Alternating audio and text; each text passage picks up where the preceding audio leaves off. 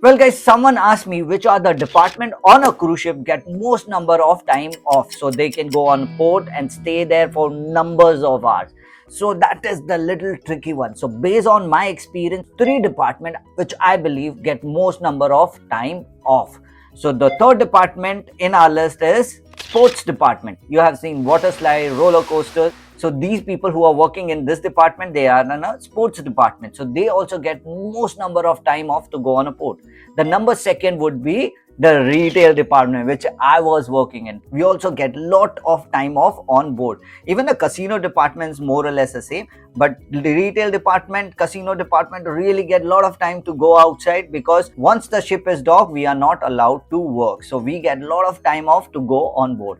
And the number one department I would say is the entertainment department. Oh my god, they get so much time off, telling you they are enjoying the best time of their life. So these are the three departments on a cruise ship get most number of time off.